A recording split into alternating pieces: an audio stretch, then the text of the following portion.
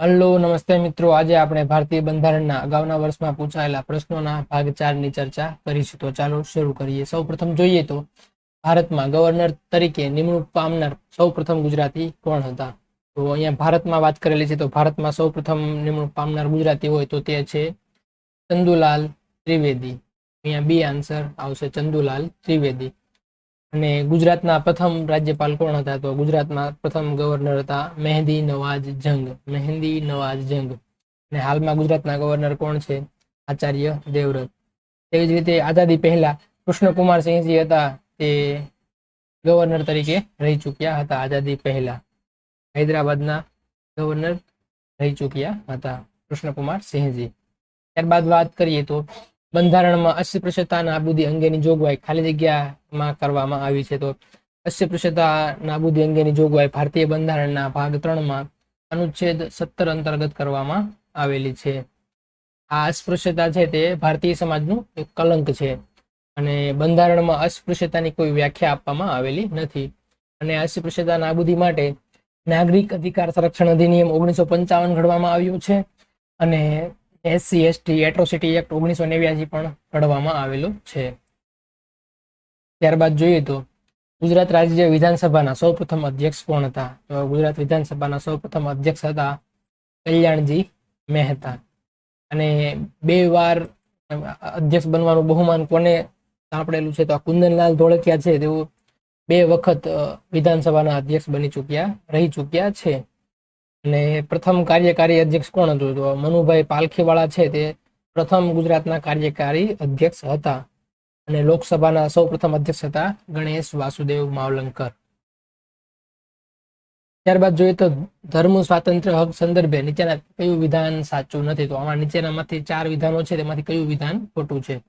એમાં સૌ પ્રથમ જે તમામ લોકોને અંતઃકરણથી સ્વતંત્રતાનો અને મુક્ત રીતે ધર્મ માનવાનો, પાળવાનો અને પ્રચાર કરવાનો સમાન હક રહે છે. આનો ઉલ્લેખ ભારતીય બંધારણના અનુચ્છેદ 25 અંતર્ગત કરવામાં આવેલો છે. તો અનુચ્છેદ 25 છે, તેમાં કહેવામાં આવેલું છે અંતઃકરણથી અને મુક્ત રીતે ધર્મને માનવાની, પાળવાની અને તેનો પ્રચાર કરવાની સ્વતંત્રતા આપેલી છે. અને આ 25 અંતર્ગત જ શીખ ધર્મની માન્યતાના કીર્પાણું ધારણ કરવાનો અને તેને સાથે લઈને ફરવાનો સમાવેશ થાય છે. તો આ ડી છે, તેનો ઉલ્લેખ પણ ભારતીય બંધારણના અનુચ્છેદ 25 અંતર્ગત કરવામાં આવેલો છે. ત્યારબાદ રાજ્યના નાણાંમાંથી પૂરેપૂરી નિભાવત શિક્ષણ સંસ્થામાં ધાર્મિક શિક્ષણ આપી શકાશે. તો આ બીજું છે ને, બીજું વિધાન, આ વિધાન ખોટું છે. આવો કોઈ ઉલ્લેખ કરવામાં આવેલો નથી. અનુચ્છેદ 28 છે, તેમાં એવું કહેવામાં આવેલું છે કે અમુક શિક્ષણ સંસ્થાઓમાં ધાર્મિક શિક્ષણ અથવા ધાર્મિક ઉપાસનામાં હાજરી અંગે સ્વતંત્રતા, એટલે કોઈ ધાર્મિક પ્રાર્થના હોય કે ધાર્મિક શિક્ષણ હોય, તેમાં હાજરી માટે કોઈ વિદ્યાર્થીને ફરજ પાડી શકશે નહીં. જે પણ સંસ્થા હોય છે તે રાજ્યમાંથી નાણાં મેળવતી હોય છે અથવા પૂરેપૂરી સરકાર દ્વારા સંચાલિત હોય છે, તો તેમાં આવું વિદ્યાર્થીને ફરજિયાત કરી શકાશે નહીં. આ બીજું વિધાન છે, તે સાચું નથી. ત્યારબાદ ત્રીજું, દરેક ધાર્મિક સંપ્રદાયમાં ધાર્મિક અને સખાવતી હેતુઓ માટે સંસ્થા સ્થાપી શકે છે. તો આ વિધાન પણ સત્ય છે. અનુચ્છેદ 26 છે, તેના અંતર્ગત ધાર્મિક બાબતોનો વહીવટ કરવાનું સ્વતંત્ર આપેલું છે. અને 27 અનુચ્છેદ અંતર્ગત કોઈ ખાસ ધર્મની અભિવૃદ્ધિ માટે ભરવાના કર અંગે સ્વતંત્રતા આપવામાં આવેલી છે. ત્યારબાદ આગળ વાત કરીએ તો ગુજરાત સરકારનું બજેટ રાજ્યપાલશ્રીની ભલામણથી વિધાનસભામાં કોણ રજૂ કરે છે? રાજ્યપાલ હોય છે, તે વિધાનસભામાં બજેટ રજૂ કરતા હોય છે. તો રાજ્યપાલ છે, તે નાણાં મંત્રીને સૂચન કરતા હોય છે કે વિધાનસભામાં બજેટ રજૂ કરે. ભારતીય બંધારણમાં અનુચ્છેદ 112 અંતર્ગત ભારતીય બજેટ એટલે કે વાર્ષિક નાણાકીય વિતરણનો ઉલ્લેખ અનુચ્છેદ 112 અંતર્ગત કરવામાં આવેલું છે, જે દેશના બજેટની વાત કરેલ છે. તેવી રીતે રાજ્યમાં અનુચ્છેદ 198 અંતર્ગત બજેટની વાત કરવામાં આવી છે. તો રાજ્યના બજેટની વાત છે, તે અનુચ્છેદ 198 કરવામાં આવેલી છે. ત્યારબાદ રાજ્ય વહીવટના સંદર્ભે હક અને ફરજ એક સિક્કાની 2 બાજુ સમાન હોવાના નાતે હકનો અર્થ સ્વતંત્રતા અધિકાર થાય, તો ફરજનો અર્થ સમાજ અને રાષ્ટ્રપતિની ખાલી જગ્યા થાય. તો ફરજ છે, તે પ્રત્યેની શું છે? જવાબદારી છે. આન્સર આવશે ડી, જવાબદારી. ત્યારબાદ ભારતનું બંધારણ કયા દિવસે મંજૂર કરવામાં આવ્યું? તો ભારતીય બંધારણ છે, તે 26 નવેમ્બર 1949 ના રોજ મંજૂર કરવામાં આવ્યું. ત્યારે સંપૂર્ણ લાગુ ક્યારે કરવામાં આવ્યું? તો 26 જાન્યુઆરી 1950 ના રોજ સંપૂર્ણ લાગુ કરવામાં આવ્યું. આ બંધારણમાં જે પ્રસ્તાવના આપેલી છે, તેમાં કઈ તારીખનો ઉલ્લેખ કરેલો છે? બંધારણમાં જે પ્રસ્તાવના આપેલી છે, તેમાં 26/11/1949 થી બંધારણને લાગુ કરીએ છીએ તેવો પ્રસ્તાવનામાં ઉલ્લેખ કરેલો છે. તમે ખાસ યાદ રાખજો, બંધારણમાં તારીખ આપેલી છે 26/11/1949, નહીં કે 26 જાન્યુઆરી 1950. 26/11 તારીખ આપેલી છે 1949. ત્યારબાદ જોઈએ તો કોઈ ચોક્કસ રાજ્ય માટે કોઈ જ્ઞાતિને અનુસૂચિત જાતિ કે અનુસૂચિત જનજાતિ તરીકે કોણ જાહેર કરી શકે છે? તો એ અનુસૂચિત જાતિ જાહેર કરી શકે છે રાષ્ટ્રપતિને સત્તા છે કે જે કોઈ પણ નબળી જ્ઞાતિ હોય તો તેને અનુસૂચિત જાતિ કે જનજાતિ જાહેર કરી શકે છે. આ જે સંસ્કૃતિ સભ્યતાને જે એવી જ્ઞાતિ છે જેમાં સંસ્કૃતિ અને સભ્યતા વધારે પડતી પછાત છે, તેના વિકાસને ઉત્થાન માટે એ લોકોને એસટી કે એસસી કેટેગરીમાં રાષ્ટ્રપતિ મૂકી શકે છે અને SC/ST કેટેગરી જાહેર કરી શકે છે. તો તે રાષ્ટ્રપતિને સત્તા છે. ત્યારબાદ ભારતીય બંધારણમાં નબળા વર્ગોના લોકોના શૈક્ષણિક અને આર્થિક હિતોની જાળવણી કરવી, જાહેર આરોગ્યનું સ્તર સુધારવું, નશાબંધીનો અમલ કરવો વગેરે બાબતોની સત્તા રાજ્યને સોંપવામાં આવેલ છે. આ સિદ્ધાંતો પૈકી કોઈ પણનું અમલીકરણ ન કરે તો તેના માટે અદાલતની કાર્યવાહી દ્વારા તેનો અમલ કરાવી શકાય નહીં. આ બાબતનો ઉલ્લેખ ભારતીય બંધારણના કયા આર્ટિકલમાં કરવામાં આવેલો છે?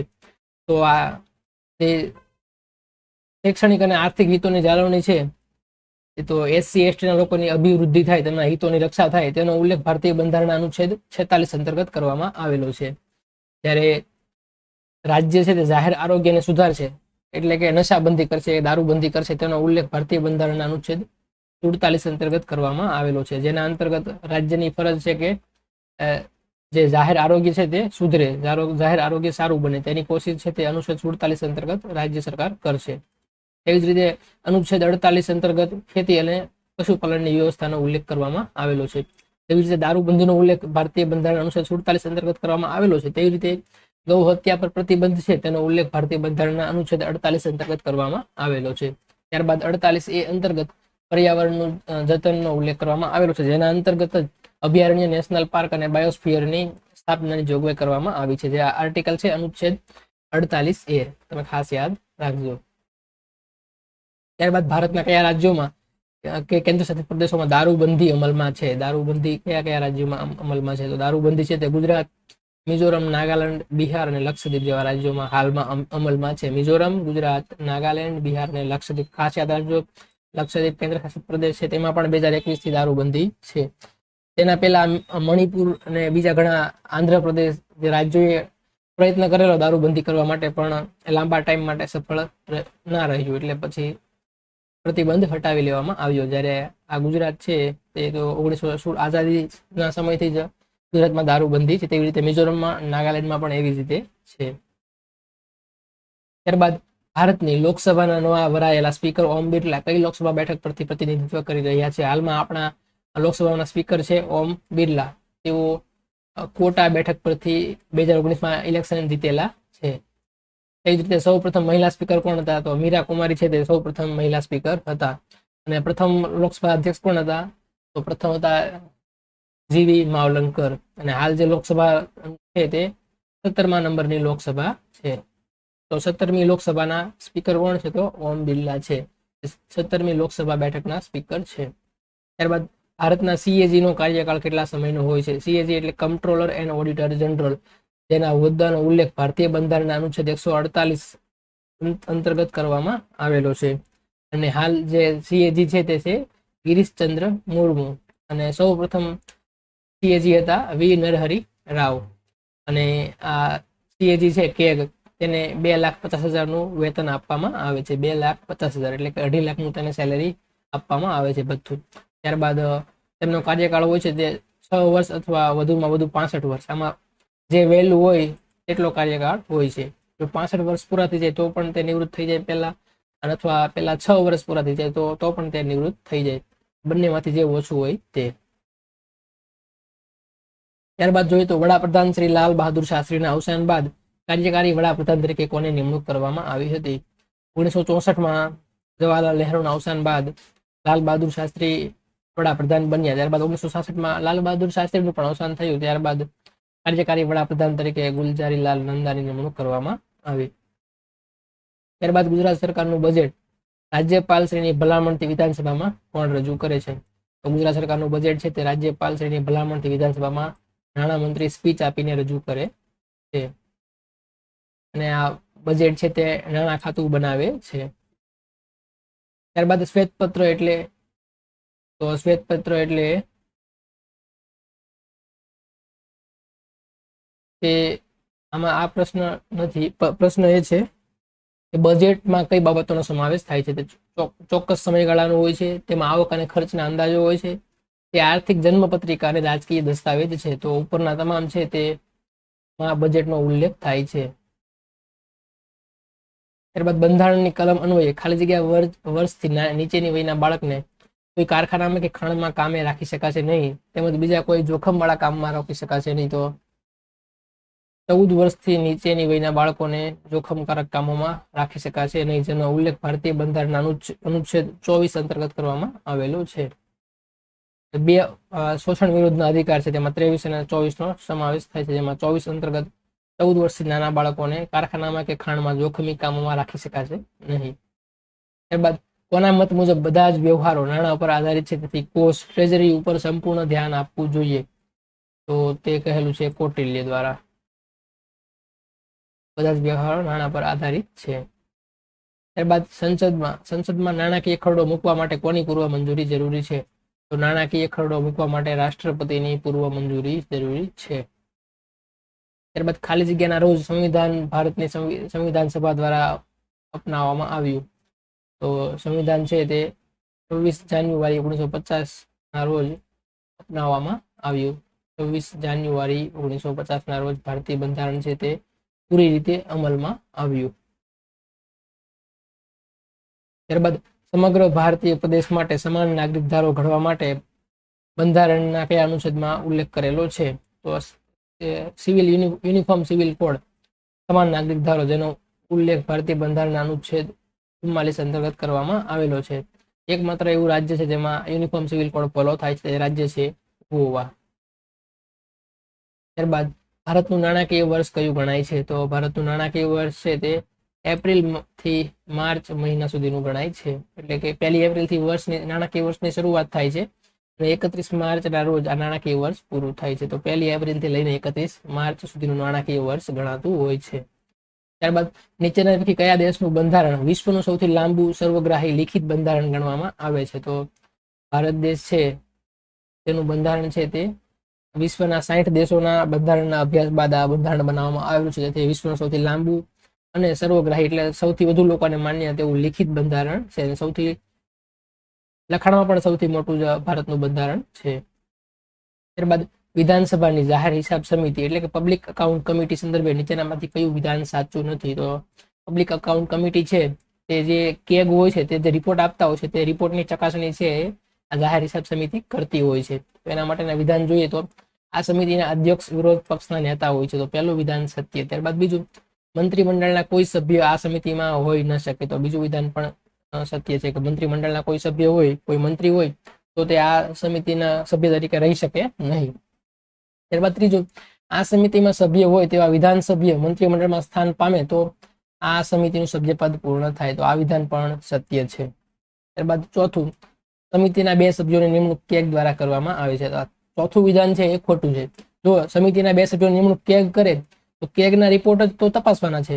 તો કેગ જ એ સભ્યોની નિમણૂક કરશે તો પછી આ રિપોર્ટમાંથી કઈ જો કઈ ખોટું થતું છે તો બહાર નહીં આવે. તો કેગ છે તેવા કોઈ 2 સભ્યોની નિમણૂક ના કરી શકે. તો આ ચોથું વિધાન છે તે ખોટું છે. તો ડી આન્સર આવશે. અને જાહેર હિસાબ સમિતિ છે ટોટલ એમાં 22 સભ્યોની બનેલી હોય છે, જેમાં 15 લોકસભાના સભ્યો અને 7 છે તે રાજ્યસભાના સભ્યો હોય છે. અને જાહેર હિસાબ સમિતિની મુદ્દત છે તે 1 વર્ષની હોય છે. ત્યારબાદ આગળ જોઈએ તો ભારતના રાજ્યો અને કેન્દ્ર શાસિત પ્રદેશોના નામો બંધારણની કઈ અનુસૂચિમાં દર્શાવવામાં આવેલા છે? તો ભારતીય બંધારણની અનુસૂચિ 1માં તમામ રાજ્યો અને કેન્દ્ર શાસિત પ્રદેશોના નામ અને તેના રાજ્ય ક્ષેત્ર વિશેનો ઉલ્લેખ કરવામાં આવેલો છે. ત્યારબાદ ભારતીય નાગરિકને મત આપવાનો અધિકાર બંધારણ હેઠળ કયો અધિકાર છે? તો મત આપવાનો અધિકાર છે તે એક રાજકીય અધિકાર છે. ખાસ યાદ રાખજો, રાજકીય અધિકાર છે, નહીં કે મૂળભૂત અધિકાર. રાજકીય અધિકાર છે, મત આપવાનો છે તે. ત્યારબાદ ભારતના બંધારણની વિશેષતા અંગે નીચેના પૈકી કઈ બાબત સુસંગત છે? તો બંધારણની વિશેષતા બાબતે સંસદ અને ન્યાયપાલિકા બંને પોતપોતાના ક્ષેત્રમાં સર્વોચ્ચ છે તે વિધાન સુસંગત છે. આપણા બંધારણમાં સંસદ સર્વોચ્ચ કે ન્યાયપાલિકા સર્વોચ્ચ એમ અલગ અલગ નથી, પરંતુ બંને પોતપોતાની રીતે સ્વતંત્ર અને સર્વોચ્ચ છે પોતાના ક્ષેત્રમાં. ત્યારબાદ ભારતીય બંધારણની કઈ કલમ હેઠળ ચૂંટણી પંચની રચના થયેલ છે? તો ભારતીય બંધારણના અનુચ્છેદ 324 અંતર્ગત ચૂંટણી પંચની રચના થયેલ છે. એમાં એક મુખ્ય ચૂંટણી કમિશનર અને 2 પેટા ચૂંટણી કમિશનર હોય છે. ત્યારબાદ જોઈએ તો ભારતની બંધારણ સભાના અધ્યક્ષ ખાલી જગ્યા હતા. તો બંધારણ સભાના અધ્યક્ષ પૂછેલા છે તો તે હતા ડોક્ટર રાજેન્દ્ર પ્રસાદ. અસ્થાયી બંધારણ સભાના અધ્યક્ષ હતા સચ્ચિદાનંદ સિન્હા અને બંધારણ સભાના ઉપાધ્યક્ષ હતા HC મુખર્જી. ખાસ યાદ રાખજો. ત્યારબાદ રાષ્ટ્રપતિ અને ઉપરાષ્ટ્રપતિની ગેરહાજરીમાં રાષ્ટ્રપતિ તરીકેની ફરજો કોણ નિભાવે છે? તો જ્યારે રાષ્ટ્રપતિ ગેરહાજર હોય અને ઉપરાષ્ટ્રપતિ પણ ગેરહાજર હોય ત્યારે તેમની ફરજ છે તે સુપ્રીમ કોર્ટના ચીફ જસ્ટિસ હોય છે તે આ ફરજ નિભાવતા હોય છે. ત્યારબાદ જાહેર કરેલ વટહુકમ સંસદ શરૂ થયા બાદ કેટલા સમયમાં મંજૂર થવો જરૂરી છે? તો જ્યારે કોઈ પણ સત્રની બેઠક ચાલુ ના હોય, કોઈ પણ ગૃહની બેઠક ચાલુ ના હોય ત્યારે રાષ્ટ્રપતિ દ્વારા વટહુકમ બહાર પાડવામાં આવે છે. અનુચ્છેદ 123 અંતર્ગત રાષ્ટ્રપતિ છે તે વટહુકમ બહાર પાડી શકે છે. જે કોઈ પણ બેઠક શરૂ થાય તેના 6 અઠવાડિયામાં મંજૂર થાય તો જ તે કાયદો બને છે, નહીંતર તે રદ થાય છે. એવી રીતે રાષ્ટ્રપતિ અનુચ્છેદ 123 અંતર્ગત વટહુકમ બહાર પાડે છે, તેવી રીતે રાજ્યપાલ છે તે 213 અનુચ્છેદ અંતર્ગત રાજ્યમાં વટહુકમ બહાર પાડી શકે છે. ત્યારબાદ આગળ જોઈએ તો ભારતના સંવિધાનના 42માં સુધારા દ્વારા કયા અનુચ્છેદમાં નાગરિકની મૂળભૂત ફરજોનો સમાવેશ કરવામાં આવ્યો છે? 42મો બંધારણીય સુધારો છે તે વર્ષ 1976માં ઇન્દિરા ગાંધીની સરકાર દ્વારા કરવામાં આવ્યો હતો, જેના અંતર્ગત ભારતીય બંધારણના ભાગ 4A નવો બનાવવામાં આવ્યો, જેના અંતર્ગત 21 ક માં 11-10 પહેલા મૂળભૂત ફરજો ઉમેરવામાં આવી હતી. 42મા બંધારણીય સુધારા દ્વારા 10 મૂળભૂત ફરજો ઉમેરવામાં આવી હતી, જે અનુચ્છેદ 51 ક અંતર્ગત ઉમેરવામાં આવી હતી. ત્યારબાદ આપણા દેશમાં વડી અદાલતના ન્યાયમૂર્તિઓ કોણ નિમે છે? તો વડી અદાલત એટલે કે હાઈકોર્ટમાં જે જજ હોય છે તેની નિમણૂક રાષ્ટ્રપતિ કરતા હોય છે. રાષ્ટ્રપતિ છે તે કોલેજિયમ સિસ્ટમ દ્વારા એટલે કે સુપ્રીમ કોર્ટના ચીફ જસ્ટિસની સલાહ અંતર્ગત આ વડી અદાલતના ન્યાયમૂર્તિઓની નિમણૂક કરતા હોય છે.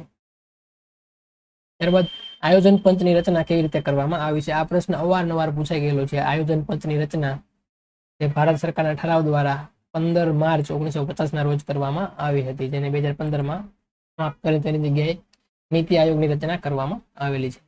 ત્યારબાદ ભારતીય બંધારણ કુલ કેટલા ભાગમાં વહેંચાયેલ છે? તો ભારતીય બંધારણ છે કુલ 22 ભાગમાં વહેંચાયેલ છે, પરંતુ હાલમાં ભારતીય બંધારણમાં કેટલા ભાગ છે? તો હાલમાં ભારતીય બંધારણમાં 25 ભાગ છે. ટોટલ 25 ભાગ છે. પેટા ભાગ થઈને 25 ભાગ છે.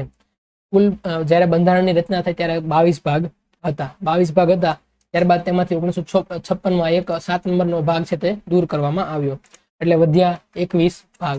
ત્યારબાદ બીજા 4 ભાગ નવા છે તે પેટા ભાગ છે તે ઉમેરવામાં આવ્યા. આ 4 ભાગ કયા કયા? તો તેમાં છે સૌપ્રથમ તો 4A, ત્યારબાદ છે 9A, 9B અને 14A. એવી રીતે આ 4 ભાગ છે તે પાછળથી ઉમેરવામાં આવેલા છે. 4A અંતર્ગત મૂળભૂત ફરજો ઉમેરવામાં આવેલી છે, અને 9A અને 9Bમાં અંતર્ગત પંચાયતી રાજ છે, નગરપાલિકાની રચના, એ 9A અને 9Bમાં તેનો સમાવેશ કરેલો છે. અને 14A અંતર્ગત વહીવટી ટ્રિબ્યુનલની રચના બાબતેની જોગવાઈ 14A ભાગમાં કરવામાં આવેલી છે. તો બંધારણ જ્યારે બન્યું ત્યારે કુલ 22 ભાગ હતા, પરંતુ હાલ કુલ કેટલા ભાગ છે? તો હાલ કુલ 25 ભાગ છે. ત્યારબાદ ભારતનું બંધારણ ભારતના લોકોની ઈચ્છાને અનુરૂપ હોવું જોઈએ. આ શબ્દો કયા રાષ્ટ્રીય નેતાએ ઉચ્ચાર્યા હતા? ભારતનું બંધારણ છે તે લોકોની ઈચ્છાને અનુરૂપ હોવું જોઈએ તેવું કહેલું હતું મહાત્મા ગાંધીએ. ત્યારબાદ રાજ્યપાલના પદ માટે વ્યક્તિની ઓછામાં ઓછી ઉંમર કેટલી હોવી જોઈએ? તો રાજ્યપાલના પદ માટે ઓછામાં ઓછી ઉંમર છે તે 35 વર્ષ હોવી જોઈએ. રાજ્યપાલ અને રાષ્ટ્રપતિ બંનેના પદ માટેની ઉંમર ઓછામાં ઓછી વય મર્યાદા છે તે 35 વર્ષ. વધુમાં વધુ ગમે તેટલી હોય ચાલે, પણ ઓછામાં ઓછી 35 વર્ષ હોવી જોઈએ. ત્યારબાદ ભારતના બંધારણ 1950 મુજબ નીચેના પૈકી કઈ જોડ બંધ બેસતી નથી? તેમાં સૌપ્રથમ છે બંધારણના ભાગ 1માં સંઘ અને તેના વિસ્તારનો ઉલ્લેખ અનુચ્છેદ 1 થી 4 અંતર્ગત કરવામાં આવેલો છે. પહેલું વિધાન સત્ય. ત્યારબાદ બીજું ભાગ 2 અંતર્ગત નાગરિક તત્વ, જેના અનુચ્છેદ 5 થી 11 ની વચ્ચે ઉલ્લેખ કરવામાં આવેલો છે. ત્યારબાદ ત્રીજું બંધારણના ભાગ 3 અનુચ્છેદ 15 મૂળભૂત ફરજો, આ વિધાન છે તે ત્રીજા નંબરનું વિધાન તે ખોટું છે. ભારતીય બંધારણનો ભાગ 3 છે એના અંતર્ગત મૂળભૂત અધિકારોનો ઉલ્લેખ કરવામાં આવેલો છે, નહીં કે મૂળભૂત ફરજોનો. ફરજોનો ઉલ્લેખ છે તે 51 ક અંતર્ગત અનુચ્છેદ ભાગ 4A અંતર્ગત કરવામાં આવેલો છે. તો ત્રીજું નંબર સી વિધાન છે તે જોડકું બંધ બેસતું નથી. ત્યારે ડી ની વાત કરીએ તો ભાગ 4 માં રાજ્ય નીતિના માર્ગદર્શક સિદ્ધાંતો જેનો ઉલ્લેખ અનુચ્છેદ 36 થી 51 માં કરવામાં આવે તો આ વિધાન પણ સત્ય છે. તો અહીંયા આન્સર આવશે સી આન્સર આવશે. ત્યારબાદ ગુજરાત રાજ્યના મુખ્યમંત્રી તરીકેનો કાર્યભાર કોણે સૌથી વધુ સમય માટે સંભાળ્યો? તો નરેન્દ્રભાઈ મોદી છે તેમણે રાજ્યના મુખ્યમંત્રી તરીકેનો કાર્યભાર સૌથી વધુ સમય માટે સંભાળ્યો અને સૌ પ્રથમ મુખ્યમંત્રી હતા ડોક્ટર જીવરાજ મહેતા અને હાલ છે ભૂપેન્દ્ર પટેલ. ત્યારબાદ ધારાસભ્ય દ્વારા વિધાનસભામાં પૂછાયેલા પ્રશ્નોના ઉત્તર કોના દ્વારા તૈયાર કરવામાં આવે છે? ધારાસભ્ય છે તે વિધાનસભા ગૃહ હોય તેમાં મંત્રીઓને પ્રશ્ન પૂછતા હોય છે, એટલે તારાંકિત ક્વેશ્ચન ને અતારાંકિત પ્રશ્નને તો એ જવાબ છે તે સચિવાલય દ્વારા તે જવાબ તૈયાર કરવામાં આવતા હોય છે. ત્યારબાદ રાજ્યના એડવોકેટ જનરલ ના કાર્યો ફરજો સંબંધમાં નીચેના કયું વિધાન બંધ બેસતું નથી? એડવોકેટ જનરલ છે તેની નિમણૂક ભારતીય બંધારણના અનુચ્છેદ 165 અંતર્ગત કરવામાં આવે છે. તેમની નિમણૂક છે તે રાજ્યપાલ દ્વારા તેમની નિમણૂક કરવામાં આવતી હોય છે અને રાજ્યની વિધાન ગૃહની કાર્યવાહીમાં ભાગ લેવાનો અધિકાર છે. જેવી રીતે એટર્ની જનરલ લોકસભા અને રાજ્યસભા બંને ગૃહમાં ભાગ લઈ શકે તેવી જ રીતે એડવોકેટ જનરલ છે તે પણ વિધાન ગૃહમાં ભાગ લઈ શકે છે અને તે રાજ્યને કાયદાકીય બાબતોમાં સલાહ આપે. તો એબીસી ત્રણેય વિધાન સત્ય છે. ત્યારબાદ ચોથું, ગૃહમાં તેઓ મત આપી શકે. તો આ વિધાન છે ડી તે ખોટું છે. અનુચ્છેદ 177 અંતર્ગત આ એડવોકેટ જનરલ છે તે કોઈ પણ ગૃહમાં ભાગ લઈ શકે, બોલી શકે, પરંતુ મત આપી શકતા નથી. તેનો ઉલ્લેખ અનુચ્છેદ 177 માં કરવામાં આવેલો છે. પણ ડી વિધાન છે તે અહીંયા બંધ બેસતું નથી. તો અહીંયા ડી આન્સર આવશે. ત્યારબાદ ન્યાયિક સક્રિયતા જ્યુડિશિયલ એક્ટિવિઝમ નીચેનામાંથી કોની સાથે સંબંધ ધરાવે છે? ન્યાયિક સક્રિયતા છે તે જાહેર હિતની અરજીઓ એટલે કે પબ્લિક ઇન્ટરેસ્ટ લિટિગેશન સાથે સંબંધ ધરાવે છે. ત્યારબાદ ભારતના બંધારણના કયા અનુચ્છેદનો ઉપયોગ રાજ્યો પર રાષ્ટ્રપતિ શાસન લાદવા માટે થાય છે? અનુચ્છેદ 356 અંતર્ગત રાષ્ટ્રપતિ છે તે કોઈ પણ રાજ્ય પર રાષ્ટ્રપતિ શાસન લાદી શકે છે, જ્યારે 352 અંતર્ગત રાષ્ટ્રીય કટોકટી જાહેર કરી શકાય છે અને 360 અંતર્ગત નાણાકીય કટોકટી જાહેર કરી શકાય છે. ત્યારબાદ રાજ્યપાલને તેમની નિમણૂકના શપથ કોના દ્વારા લેવડાવવામાં આવે છે? રાજ્યપાલ છે તેને નિમણૂકના શપથ રાજ્યના વડી અદાલત હોય તેના મુખ્ય ન્યાયાધીશ હોય તે શપથ લેવડાવતા હોય છે રાજ્યપાલને. ત્યારબાદ ભારતના બંધારણના કયા અનુચ્છેદ અન્વયે સરકારી અધિકારી કર્મચારીની નોકરી બાબતમાં રક્ષણ અપાયેલું છે? તો ભારતીય બંધારણના અનુચ્છેદ 311 અંતર્ગત સરકારી કર્મચારીઓને રક્ષણ આપવામાં આવેલું છે. જો તેઓ નોકરીમાંથી કાઢી નાખવામાં દૂર કરવામાં આવે તો આ અનુચ્છેદ અંતર્ગત તેઓ આગળ અપીલ કરી શકે છે. ભારતના સર્વોચ્ચ ન્યાયાલયમાં નિમણૂક પામનાર સૌ પ્રથમ ગુજરાતીનું નામ જણાવો. તો એવા પ્રથમ જજ હતા હરિલાલ કાણિયા, જેઓ સૌ પ્રથમ ગુજરાતી હતા, જેમને સુપ્રીમ કોર્ટમાં તેઓએ જજ તરીકે નિમણૂક પામ્યા હતા. ત્યારબાદ વહીવટમાં અસરકારક નિર્ણય માટે શું અત્યંત જરૂરી છે? વહીવટમાં અસરકારક નિર્ણય માટે તે નિર્ણય છે તે ગતિશીલ અને ધ્યેયપૂર્ણ હોય તે જરૂરી છે. નહીં કે બહુમતીથી લેવાય કે સર્વાનુમતે લેવાય એવું જરૂરી નથી, પરંતુ તે ગતિશીલ અને ધ્યેયપૂર્ણ હોય તે જરૂરી છે. ત્યારબાદ કાયદાની નજરમાં સૌ સરખા એવું ભારતીય બંધારણના કયા અનુચ્છેદમાં જણાવાયેલ છે? કાયદાની નજરમાં સૌ સરખા એટલે સૌને સમાન કાયદો અને સૌને કાયદાનું સમાન રક્ષણ, તેનો ઉલ્લેખ ભારતીય બંધારણના અનુચ્છેદ 14 અંતર્ગત કરવામાં આવેલો છે. ત્યારબાદ ભારતમાં મત આપવાનો અધિકાર કઈ બાબતને ધ્યાનમાં રાખીને નક્કી કરવામાં આવ્યો છે? તો ભારતમાં છે તે ઉંમરને ધ્યાને રાખીને અધિકાર છે તે નક્કી કરવામાં આવ્યો છે. 18 વર્ષથી ઉપરના કોઈ પણ વ્યક્તિ છે તેને મત આપવાનો અધિકાર આપવામાં આવ્યો છે. તેમાં કોઈ ધર્મ કે શિક્ષણ કે હોદ્દો ધ્યાનમાં લેવામાં આવતો નથી. ત્યારબાદ ભારતના બંધારણ દ્વારા સ્વીકૃત સત્યમેવ જયતે રાષ્ટ્રીય સૂત્ર નીચેના કયા પ્રાચીન ગ્રંથમાંથી લેવામાં આવેલું છે? તો આ સત્યમેવ જયતે છે તે મુંડકો ઉપનિષદમાંથી લેવામાં આવેલું છે. સત્યમેવ જયતેનો અર્થ થાય સત્યનો હંમેશા વિજયી થાય છે તેવો તેનો અર્થ થાય છે.